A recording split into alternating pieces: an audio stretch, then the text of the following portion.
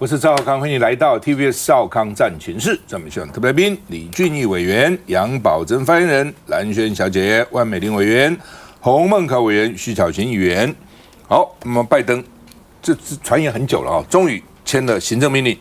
限制美国对中国的科技投资不过呢，他讲这是国安的限制，并不是因为商业或经济上的理由那主要的是这个半导体、微电子、量子科技、AI 系统就主要这个集中在这几个部门那实际上大概一个多月前就有人跟我讲说，现在美国其实政府对他们的基金投资中国大陆很多那种私募基金什么都非常重视大的银行大的金融机构大的私募基金都在看说有没有到中国大陆去投资那台湾其实也是大概很少台湾的公司到大陆投资了。那么在大陆的投资的钱都是他在大陆赚的，这么多年累积的钱在大陆投资，很少新钱进去了所以变成他只有他自己的钱在他自己投资，现在变成这样那中国说非常失望怎么搞成这样子，在限制我们干什么所以他就赶快事实上大概早就有消息，因为这个消息不是一天两天赶快去买这个 NVIDIA 的高阶晶片说呢起码花了50亿美元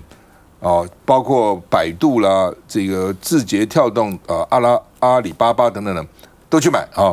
那很多家的网络大的公司也去买赶快先抢一些晶片起来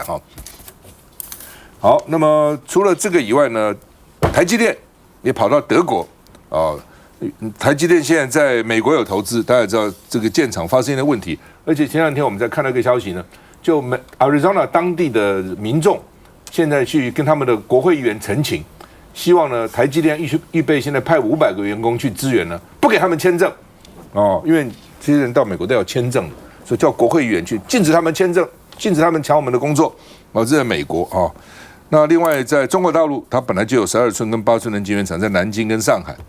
那新加坡有一个8寸厂，日本12寸，日本听说进展的还算顺利。现在到德国 Dresden 去设厂Dresden 我去过，它在东德，原来在东德那个地方的美术馆各方面都非常的好那到这个东德的现在不分什么东西德了，到德国去而且取名就是欧积电欧积电，我们看一下。美国总统拜登签署行政命令，限制美国资金对中国大陆敏感高科技领域的投资，锁定推进下一代军事创新及侦察监视发展的3大关键领域，包括先进半导体、量子资讯科技以及特定人工智慧系统。白宫资深官员强调，美国政府以小院高墙的做法保护美国国安，并不是出于经济考量。而这项行政命令，包括香港、澳门在内的中国被列为受关注国家。The United States has taken and will continue to take whatever actions we believe are necessary to protect the national security of the United States. We will continue to say things and we will continue to do things. And by do things, I mean taking policy actions that they object to. But we will do that because we believe it is in the national security interest of the United States. 拜登政府在去年宣布对中国实施半导体技术出口管制，今天颁布的行政命令将防止中国利用美国投资，加速敏感技术的本土化进程。美国财政部长将颁布法规，禁止美国人对中国投资先进半导体、量子资讯科技以及人工智慧，同时要求在中国经商的美国人要向美国政府通报在这3个领域的投资状况。Chinese government cannot simply sit idly by. China definitely, will make our response. 6月开始，美国国务卿布林肯、财政部长耶伦、气候变迁特使先后访问北京。这个月还有商务部长雷蒙多。美中关系看似有解冻迹象，虽然最新颁布的行政命令不会在明年之前生效，但也传达一个讯息，那就是尽管外交关系有所改善，华盛顿将继续限制北京取得关键技术。好，我想现阶段其实我们可以看得出来，其实美国对这个中国，不管在哪些政策上面，都是玩这个两面手法啦。还记得前一阵子其实美国对大陆就一直释出很多的善意，尤其是很希望能够恢复一些军事上面的谈判那不管是要去大陆做访问啦，或者是做一些这个沟通会谈啦等等那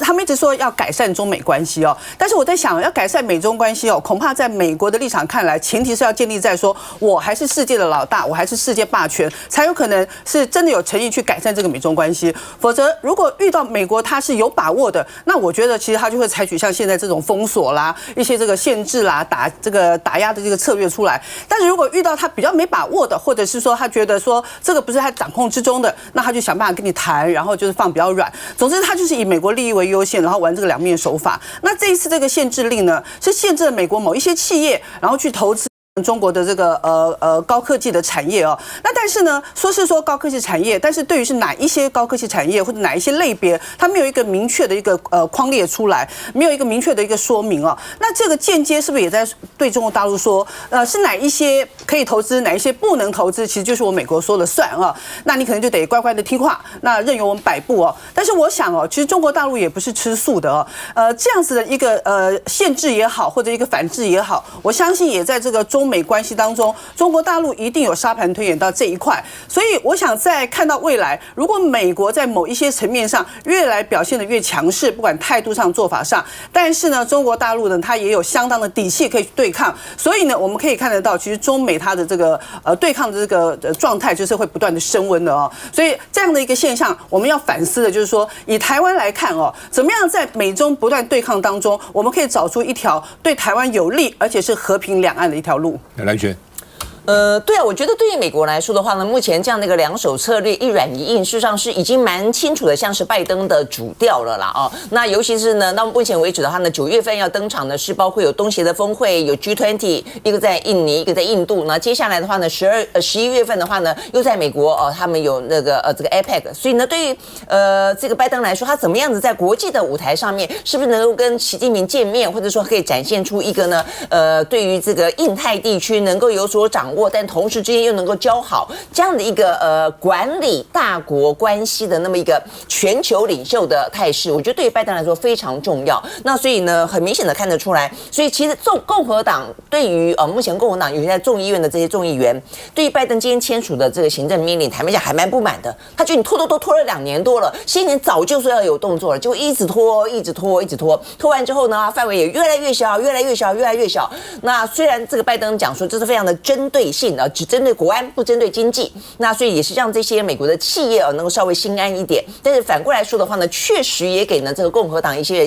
口舌一些把柄啊，就是未来的话呢，事实上川普跟拜登之间的战争，我认为在未来这段时间，除了我们看得到两手策略大概来说会是拜登主政底下的一个常态之外，我觉得其实美国内部的这个政治的斗争，尤其选举越来越激烈，川普的状况会多么的严厉的去挑战拜登，我觉得会影响到美国对中的政策哦。所以接下来我觉得还要去观察的就是有关于川普跟这个拜登的状况了哦。那随着他们的选举的时间越来越接近，对于台湾的影响来说，我觉得越来越大。好吧，刚刚讲到这个欧积电哈。那半导体的一个评论家哈，这是蛮了解的半导体的陆行之哈，他说欧积电如果顺利的话，会给美国压力，就是你美国哈不要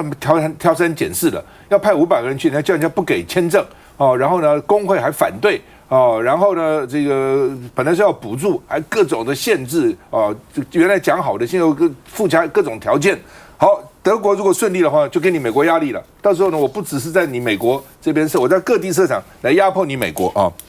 但是他们说最关键还是人才了，就你德国到底找得到找不到这么多的工程师哦、技术员哈，而且愿意替你这样辛辛苦苦24小时不停的做哈。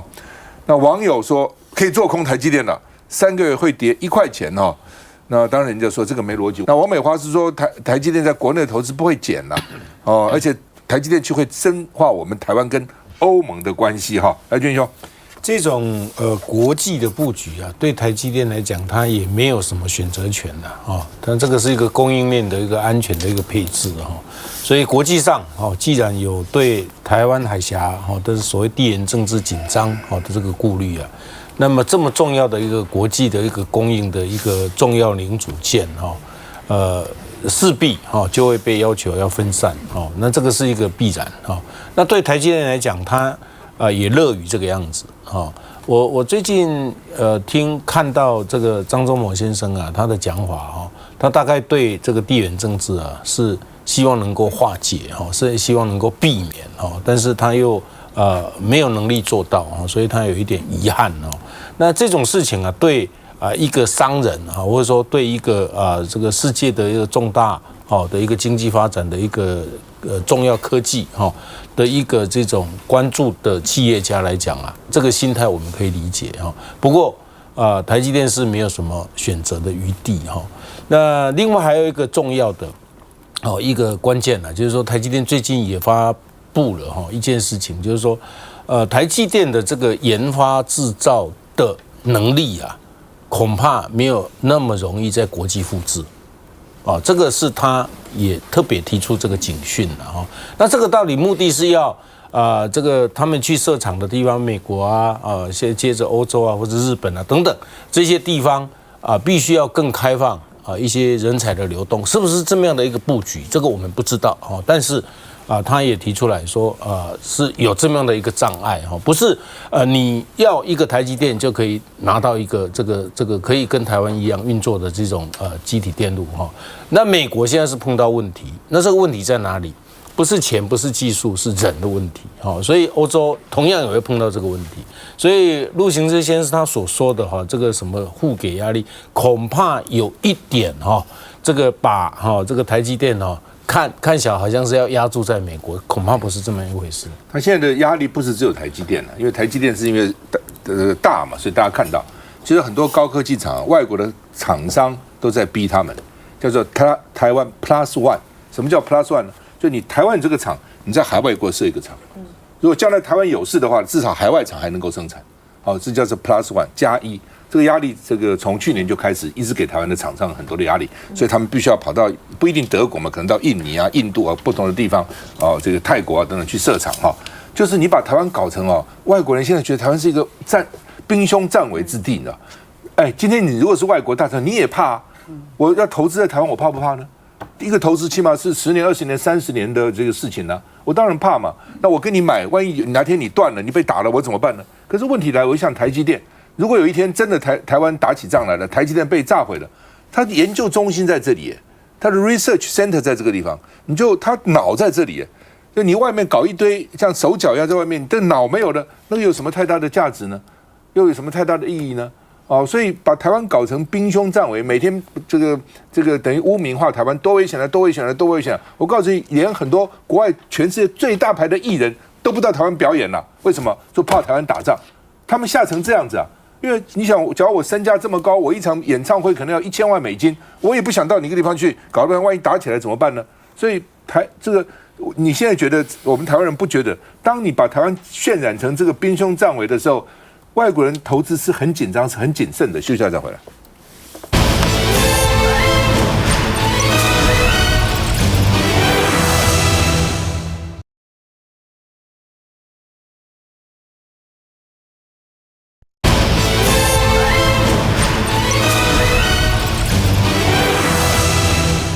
好，那么老共央视他公开了歼20，这个歼20说是很厉害驱逐老美的飞机两面包夹，近距离缠斗不过有时候最怕这样到时候真的撞了以后呢，就所谓这个擦枪走火，就这个意思了那今年1月的时候，其实就有消息传出来。说呢，老共呢秀一个歼20对付美国的 F-35，都是他们顶级的这个飞机但是那时候并没有明显的画面，只是说他们两个好像有这样在空中遭遇那美国传出来是说，这个老共的歼20被美国的 F-35摇尾盯住尾巴，后来另外一架飞机来解救，才化开这个危险。但是老共说呢，假的。哪有这个事情？我们歼20比 F-35性能还好，速度还快然后呢，这个半径飞行半径距离还大，我们怎么会被它摇尾呢那美国最近有一个报告是说，大陆的这个歼20隐形战机1年可以生产100架可能会超过美国的 F-22，也是非常厉害的这个逆中飞机那1年100架，本来是认为说大概要4年以后才有可能。就没想到4年就达到了，1年可以生产100架，数目就可能会超过美国的187架所以这个架数也蛮重要。到底有几架飞机，有多少飞行员然后呢，我们看到你等等会看影片呢，我们就看到的海军蛙人就讲说，如果打仗，水雷清不干净，我们就人去冲那个水雷，牺牲了人，让船能够过啊。那另外呢，这个有一个空军飞行员说，如果真的打起来，我的弹药都用光了，我的飞机就是我的最后的武器，用飞机撞它，有点像日本神风特工队，神风特工一样，飞机就是武器哈。他的意思告诉你，就是他的官兵。你觉得老美会这样吗？老美不会，对不对？越战刚打完的时候呢，那个时候丁廷宇教授回他的这个四川老家去，然后呢坐个计程车，司机就说：“我刚打完越战回来。”他说：“越战怎么打的？”他说：“就是有很多地雷，美军的地雷啊，什么越共的地雷，一堆地雷。那老共的部队要上去，怕地雷就征求随愿用身体滚过去，滚过去之后地雷就爆炸嘛，大家抢着滚过去，你可以想得出来吗？”为什么抢着滚过去？如果为国捐躯的，一家都得到国家的抚恤，所以大家都抢着这样干。那个时候了，现在还会不会这样？我不知道了哈。但是看这个样子啊，我都很想说，现在一胎化应该不会了。看这个样子，那个精神还在这个地方。我们看一下。前方5度，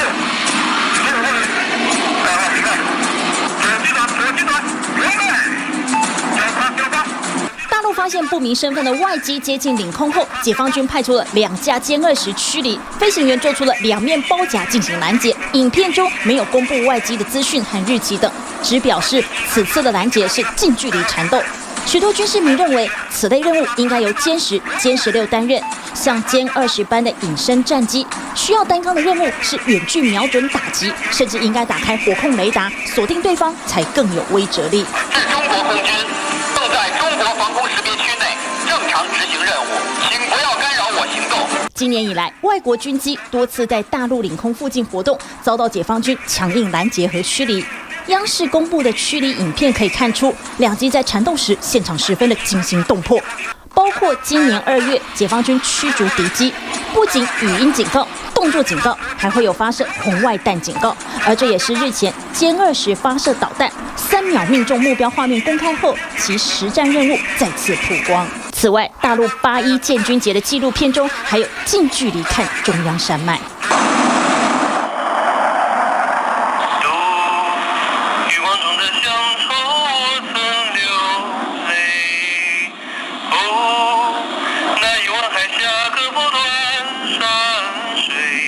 这段影片的内容1月份就曾曝光。美联社分析，大陆近期不断主动公布这些画面，主要是要煽动日益高涨的民族主义情绪，展示对于侵略台湾的军事信心。来，孟凯。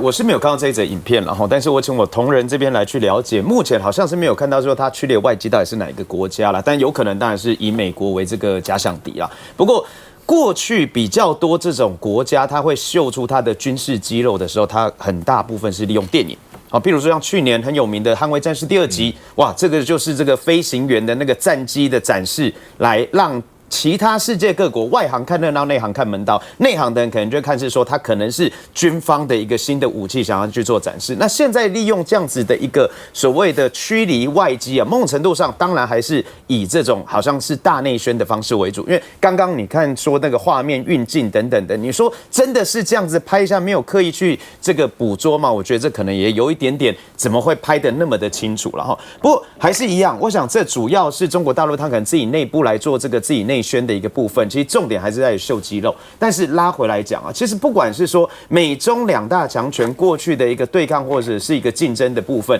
其实都是2手策略嘛。一方面，美国当然不希望是最高的科技、AI 技术等等这一些是被掌握在中国大陆手中，也因此当然要限制它的一个投资的部分。所以刚刚我们上一段节目，美国的发言人他讲的就是用 national security 国家安全议题来去做阻止。但另外一方面，中国大陆这个市场确实还是世界各国里面争相想要来去做，不管是中国大陆的内需市场，或者是说他最近公布的这个外国的观光客为主的一个市场，其实也都是互相大家各取所需的部分。但是反过来说，我们也在讨论到台积电的部分啊。其实台积电刚刚一直在强调，台积电它一开始真的没有想说世界各国的布局、海外布局，其实台积电一开始的组织文化是没有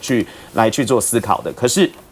是谁让他这么做？尤其是有讲到是说，因为国际形势变成严峻，我们也知道过去7年多，民进党政府主政之下，美中2大强权的对抗跟竞争当然是一个主因，但是我们自己中华民国政府有没有去让它的风波越来越平息，还是说让台积电越往国外来把台积电往外推呢？尤其是刚刚我们看到说，经济部长王美花特别讲到是说